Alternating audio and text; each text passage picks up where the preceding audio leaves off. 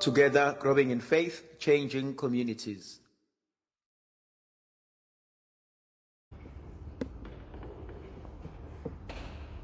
Together, growing in faith, changing communities. My dear brothers and sisters, today I would like us to reflect on the Gospel of John, chapter 16, verse 12 to verse 15. There are a few things that I would like to highlight. The first one says, I have yet many things to say to you. I have yet many things to teach you. I have yet many things to share with you. I have yet many things to reveal to you. So I want to tease this out by making an argument that we are an unfinished project. God is not done with us. I am in some way incomplete. God can still teach me a lot. I am not self-sufficient. I am still dependent on God. There is still so much I do not know. There is still so much I have not yet achieved. And so I am the work in progress. Am I able to be taught by God? Do I value each day as an opportunity for God to lead me to something greater than myself? There are dangers in life, and some of them may be the past experiences, where I refuse to learn, where I refuse to open up, where I refuse to be led, where I refuse to be guided. And so these past experiences can in a way be a barrier, and they can prevent me from achieving the greatness that lies in our lives. I am of the opinion that the mere fact that you and I are still alive, it means God is not yet done. But there is a bigger question though for me. Am I living my purpose? Am I living out my vocation? Am I achieving that which God intended for my life? Am I aligned to God?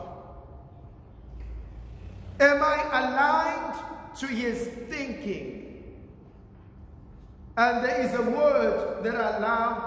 I call it orientation. Orient implies the east, where the sun rises,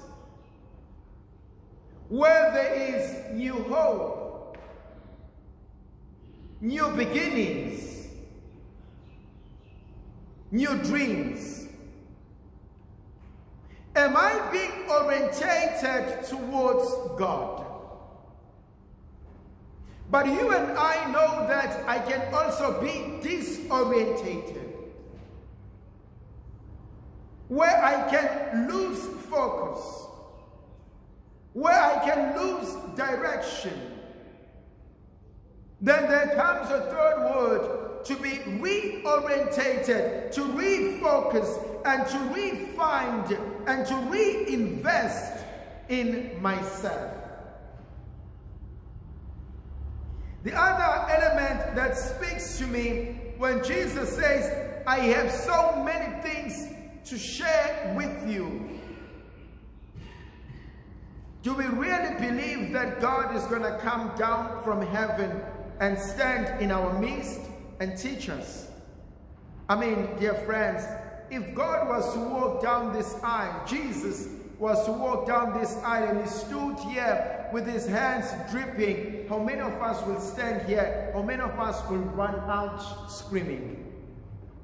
A typical example, you go to a funeral and there is a hearse and the casket is taken out, and if the coffin is placed in here, how many of us will remain in the church if the one in the coffin bangs and opens and sits up and starts talking to us? And yet we all believe in the resurrection. But when it happens, are we ready for it?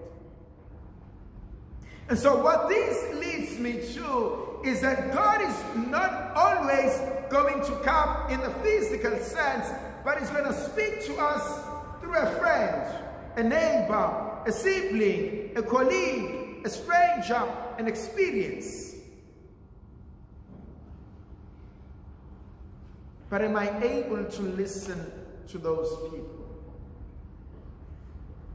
Because some of us can say, who are you to teach me? Who are you to tell me what to do? I'm more educated than you are. I'm more skillful than you are. I have more money and resources than you are. So am I able to move and to remove all the hindrances in order to be taught by God? A beautiful story is shared with me of a lion who had gone out into the woods and he finds a little mouse. And when he sees this little mouse and he wants to eat it, but just before he eats it, the little mouse cries out and says, please, please, do not eat me. I will help you one day. And the lion laughs his heart out. He says, you're so tiny, you're so little, how can you help me? And he says, but one day I may just save your life. And the lion laughs it off and he lets it go. He says, just go, I'll find something better to eat. And years later on, the hunters are going through the woods and they find the lion. And as they find this lion, they catch it and they put a rope around it and they tie it on the tree. And they go and they look for a cage. And as they're going to look for a cage so that they can put this lion, a mouse comes in and he sees the lion and he goes to him and he remembers the promise he had made. And he starts eating and eating this rope, and so the lion is freed. And the moral of the story, sometimes you may be powerful, but your power does not help you. Sometimes it's the little ones that teaches us the truth. Our children teach us the truth. If you want someone to be honest, ask a child. The children will be brutally honest with you to a point that they can hurt you with the truth. The second point that I want to talk about, the Spirit will guide you to the truth. How many of us are lost? Lost in ourselves, in our misery, in our pain, in our frustrations, in our lives. But it is the Spirit of God that will show us the way, that will lead us to the truth. And Pilate asked Jesus, what is the truth?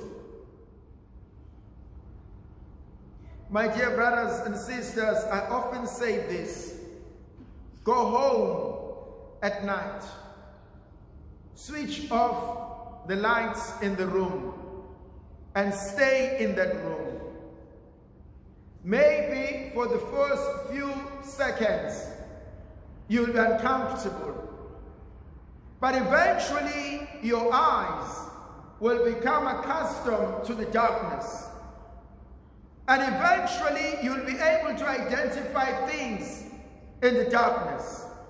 And eventually, you will sit quietly and even enjoy the silence and the darkness. And let someone come in and switch on the lights. Immediately as they switch on the lights, your eyes will be irritated and you will become uncomfortable. And so too in our lives. We can sit in something and we think it is normal. And so even when the truth comes, it disturbs us. And we are not ready for it. I can live a lie all my life. We can stay in a lie as a family. But God will always lead us to the truth. It is the truth that I seek, O God. The last point that I want to talk about, Jesus reminds us, all that the Father has is mine. And I say to you, he will take what is mine and share with you. That for me becomes one of the most beautiful things. That God is willing to share himself with us. And so as we celebrate the Trinity, we celebrate a God who wants to become a part of our lives. I know how messy my life is, but God still wants to come and live in my life. May the Virgin Mother of God continue to be with us, to protect and to bless and guide us, the Father, the Son, and the Holy Spirit. Amen.